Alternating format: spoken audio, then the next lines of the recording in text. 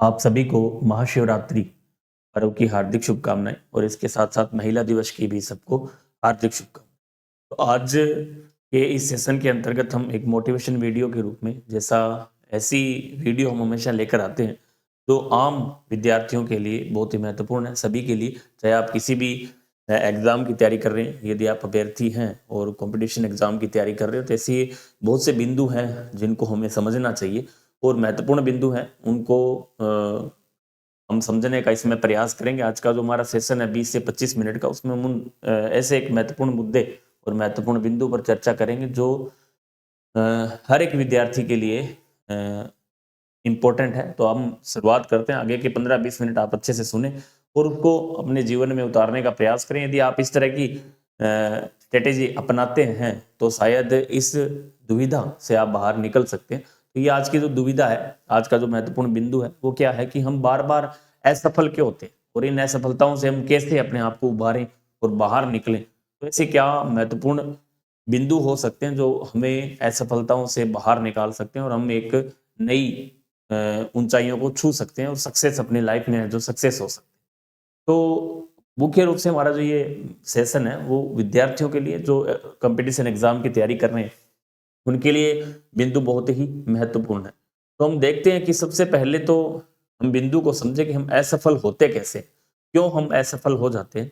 तो इसके बहुत से कारण हो सकते हैं असफलता के लिए। कोई एक कारण, एक व्यक्ति, कोई एक जिम्मेदार नहीं है। बहुत से कारण हो सकते हैं जिसके कारण हम असफल हो सकते हैं।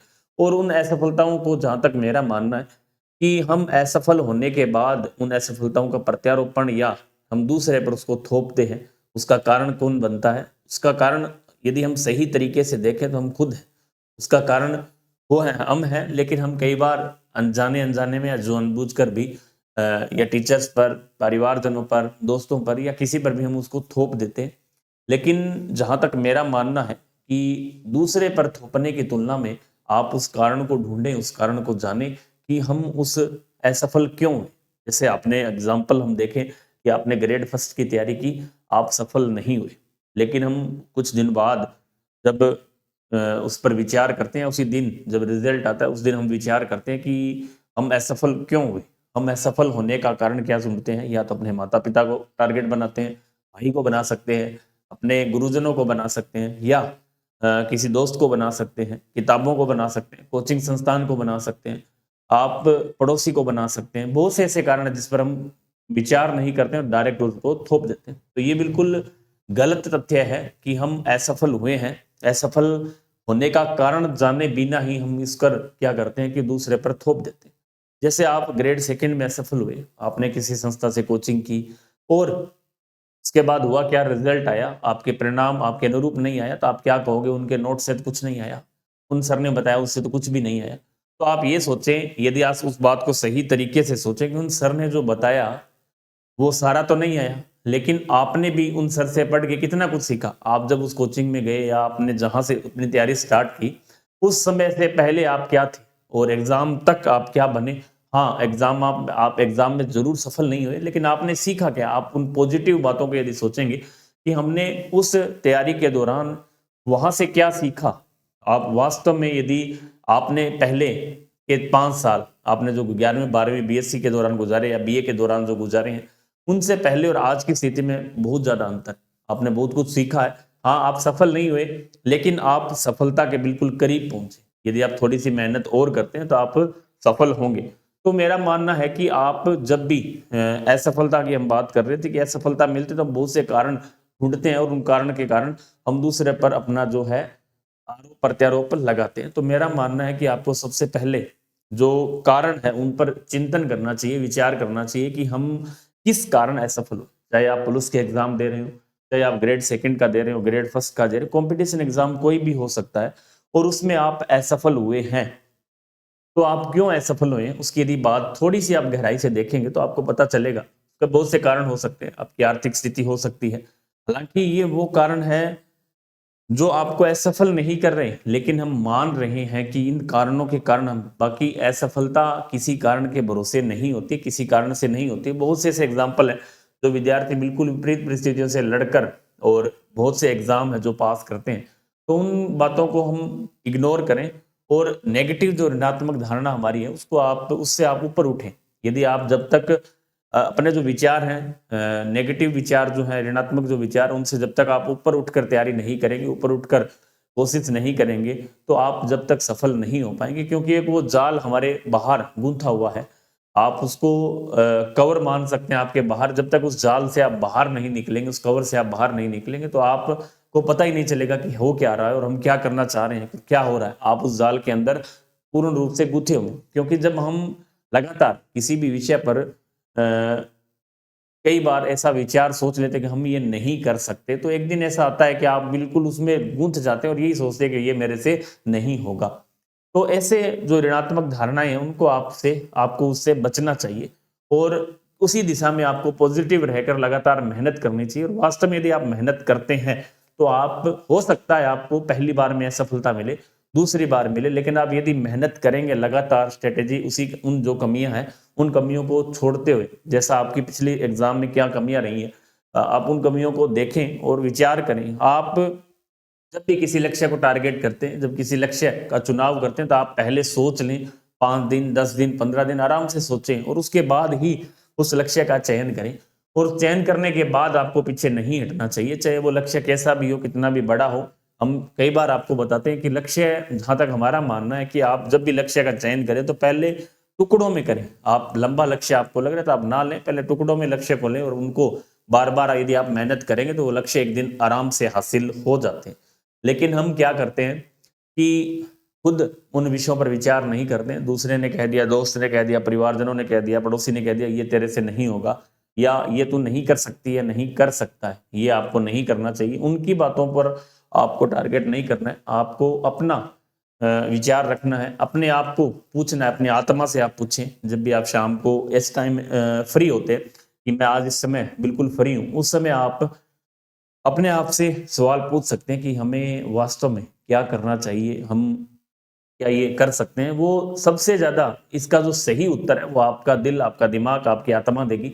आप दूसरे से पूछने की तुलना में, कई बार विद्यार्थी हमसे पूछते हैं कि सर हमें ग्रेड सेकंड की तैयारी करनी चाहिए, फर्स्ट ग्रेड की करनी चाहिए या रीट की करनी चाहिए, तो उस स्थिति में हम जवाब देते हैं, लेकिन कहीं ना कहीं हमारे जवाब की तुलना में, जहां तक मेरा मानना है कि आप यदि खुद से पूछेंगे, क्योंकि हमसे ज्यादा आप खुद को जानते हैं, आप किस दिशा में असफल हो रहे हैं, आप उस दिशा में असफल हो रहे हैं, आपको पता है कि मैं उस दिशा में बार बार जा रहा हूं फिर भी असफल हो रहा हूं, तो मुझे वास्तव में रास्ता चेंज कर लेना चाहिए। या असफलता के पीछे कारण क्या है, मेरी पढ़ाई नहीं हो रही है, मैंने पढ़ाई नहीं की, वास्तव में जो उसका रीजन है, उसका कारण है, उसको आपको खोजना चाहिए, जानना चाहिए। और इस दिशा में आप दूसरे की राय लेने की तुलना में आपको खुद के जो निजी विचार हैं उनको सोचें और देखें कि वास्तव में मेरी असफलता के पीछे क्या कारण है और क्यों मैं बार बार है जो असफल हो रहा हूं। तो यदि ऐसा विचार आप रखेंगे तो 101% आप कितना भी बड़ा टारगेट हो, कैसा भी लक्ष्य हो, आप उसको 101% है जो पार कर सकते हैं, सीख सकते हैं। लेकिन ईगो, हमारा जो ईगो है उसको आपको डाउन रखना है। जब हम सीखते हैं कोई चीज तो सीखने में ईगो का बिल्कुल कोई योगदान नहीं है, ईगो आपको बिल्कुल नीचा रखना है। कई बार हम देखते हैं कि नहीं ये तो हमें आता है, हम उनसे क्यों पूछें।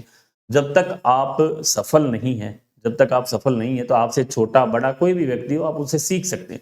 व्यक्ति की सीखने की कोई उम्र नहीं होती है, कोई सीमा नहीं होती है, किसी से हम सीख सकते हैं जहां भी आपको लगे। आप पॉजिटिव चीजें हमें हमेशा सीखते रहना चाहिए। जैसे हमने आज के इस सेशन के अंतर्गत मुख्य रूप से जो बिंदु रखा था वो था कि असफलता, हम बार बार जो असफल होते हैं उनसे हम कैसे उभरे, मतलब हम उभरने का क्या तरीका हो सकता है, उस पर हम चर्चा कर रहे थे कि इसके जो कारण है, सबसे पहले आपको उन कारणों को जानना चाहिए। उन कारणों को जानने के बाद आप उन कारणों को, एक एक, दो कारण, तीन कारण, जो भी आपके कारण रहे हैं, उनको आपको बारी बारी से उन पर उनसे निजात पानी है, उनसे जो कमियां हैं उनको हमें दूर करना है। यदि आप ऐसा ठंडे दिमाग से, शांत मन से और अपने दिल से, अपने दिमाग से आप पूछेंगे तो आपको वास्तव में उन कारणों का पता चलेगा कि हम वास्तव में उस परीक्षा में असफल क्यों हैं। क्योंकि बार बार असफल होना, इसका यह चीज दर्शाता है कि कमी है आपकी। हम एक बार असफल हो सकते हैं, 2 बार असफल हो सकते हैं, लेकिन आप 3 से 4 बार जब असफल हो रहे हैं, हमें एक अ, हमेशा हम खुद से भी हार जाते हैं। कई बार जब व्यक्ति 2-3 बार असफल हो जाता है तो हम सोचता है कि हम व्यक्ति, क्योंकि कई बार हम जब बहुत से व्यक्तियों से हमारी फोन पर भी बात होती है तो जैसे अभ्यर्थी सवाल पूछते हैं कि सर मैंने 2000, जैसे एग्जाम्पल बता रहा हूँ कि 2013 में मैंने सेकंड ग्रेड दिया, 15 में दिया, 17 में दिया, ये भी दिया है, मेरा सर हो नहीं रहा है। तो उसके पीछे यदि हम रीजन देखें, हो सकता है उन्होंने केवल एग्जाम टाइम में 2 महीने 3 महीने अपना साइड में कोई काम कर रहे हैं और उसके साथ साथ 2-2 3-3 महीने पढ़ कर ही एग्जाम दिए। तो ऐसी स्थिति में आपको सफलता नहीं मिलती है। उसकी क्या डिमांड है उस एग्जाम की, क्या सिलेबस है, किस तरीके से आपने कवर किया है, वास्तव में आपने कितना पढ़ा है। यदि आप उन चीज़ों को अच्छे से पढ़ेंगे 2-3 बार 5 बार, उस सिलेबस को अच्छे से करेंगे, तो ऐसा कोई एग्जाम नहीं है जो पास नहीं हो सकता। लेकिन हम कई बार बिल्कुल पीक पर जाकर, बिल्कुल पास जाके इस एग्जाम की तैयारी को छोड़ देते हैं। जैसे कोई व्यक्ति पिछले एग्जाम जिसने दिया, हम बात करें कि आपने पिछला सेकंड ग्रेड दिया और उसमें आपके 200 जैसे 30 कट ऑफ गई है और आपके मार्क्स थे 228। अब इसका मतलब आपकी सफल, ऐसा नहीं कह सकते आपकी तैयारी नहीं थी, बहुत शानदार तैयारी थी। आप जब तक 230 के आंकड़े तक पहुंचे, इसका मतलब आपकी तैयारी में कमी नहीं है। इस आप ऐसा अनुमान लगा सकते हैं कि आपकी तैयारी में कमी नहीं है, आपको सब कुछ आ रहा था। अब हो सकता है आपने पेपर में किस तरीके से अटेम्प्ट किया है, आपने पूरा अभ्यास नहीं किया होगा, पेपर करने का आपका तरीका सही नहीं है, आपने नेगेटिव मार्किंग ज्यादा कर दी है, प्रश्न ज्यादा किए हैं। तो ऐसे बहुत से कारण हो सकते हैं, आप उन कारणों को देखें तो आप ऐसा आइडिया लगा सकते हैं। जैसे कोई व्यक्ति है, उसने एग्जाम दिया, कट ऑफ गई है 240 और उनके 100 नंबर आए, तो यहाँ स्पष्ट रूप से हम कह सकते हैं कि इन्होंने तैयारी नहीं की, पढ़ाई नहीं की। अब पढ़ाई नहीं की, अब हो सकता है इन्होंने पढ़ाई भी की हो, ऐसा भी हो सकता है कि इन्होंने बहुत ज्यादा पढ़ाई की, रात दिन पढ़ रहे हैं 15-15 घंटे 18 घंटे। ऐसा भी नहीं करना है। जब भी आप पढ़ें तो उनका साथ साथ उसका परिणाम आप जरूर प्राप्त करें। जैसे भी आप, जैसे आज आपने कोई टॉपिक पढ़ा तो आप उसका साथ साथ देखिए वास्तव में मुझे याद हो रहा है या नहीं। ऐसा नहीं है कि आप 10-10 15-15 घंटे 20-20 घंटे पढ़ रहे हैं गूंगे की तरह, लेकिन हमें पता नहीं चल रहा कि हमें क्या याद करना है, क्या परीक्षा में किस तरीके के प्रश्न पूछे जाते हैं। तो बहुत से लोग इस टाइप के हैं। जैसे हम बात करें कि हम मुख्य रूप से आज परीक्षा पर ही बात कर रहे हैं, ऐसे अभ्यर्थी भी हैं, तैयारी करते हैं जो कि हम पढ़ रहे हैं, हमें 100% हासिल नहीं होता है, लेकिन जैसे 3 कैटेगरी हम देखें, 500 नंबर का एग्जाम है, सेकंड ग्रेड का एग्जाम्पल। एक बालक है जिसने 240 अंक हासिल किए इस एग्जाम के अंदर, और इसका एक ऐसा बच्चा है जिसने 200 अंक प्राप्त किए, एक ऐसा बच्चा है जिसने 160।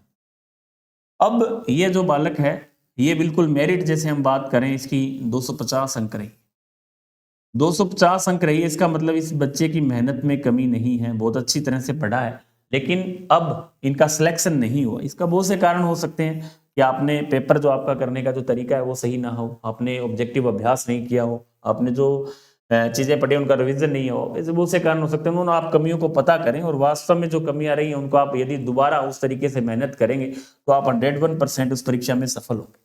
दूसरे बालक की अब बात करें, इन्होंने 200 अंक प्राप्त किए हैं, 50 नंबर, हालांकि मेहनत इन्होंने भी की है।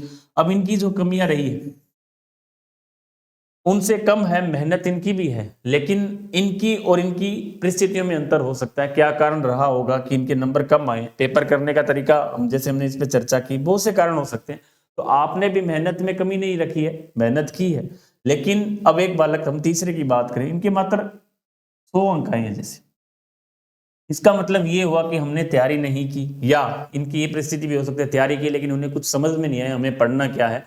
या ऐसे जो बालक हैं उनके लिए मैं विशेष तौर से कहना चाहूंगा कि उन्हें हो सकता है पढ़ने का तरीका भी नहीं पता, किस तरीके से हमें पढ़ना है, क्या पढ़ना है, क्या सिलेबस है। जब तक आप उस एग्जाम की जो स्कीम है उसको पता नहीं करेंगे, जब तक हम कुछ भी नहीं कर सकते। आपको उस एग्जाम की स्कीम तक पहुंचना है, उस एग्जाम का पैटर्न क्या वहां तक पहुंचना है, तो आप सफल होंगे उस क्षेत्र में।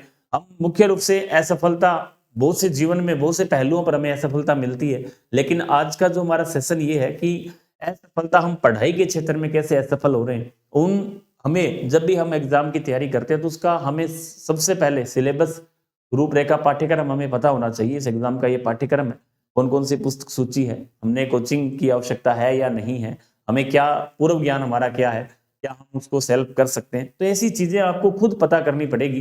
जब तक आप खुद उस एग्जाम के बारे में, उस एग्जाम की रणनीति के बारे में नहीं सोचेंगे, हम कई बार एग्जाम बिना सोचे समझे डायरेक्ट, जैसे हमें कुछ भी नहीं आ रहा और हमने डायरेक्ट सीधा आरएएस का फॉर्म भर दिया और हम तैयारी के लिए लग गए।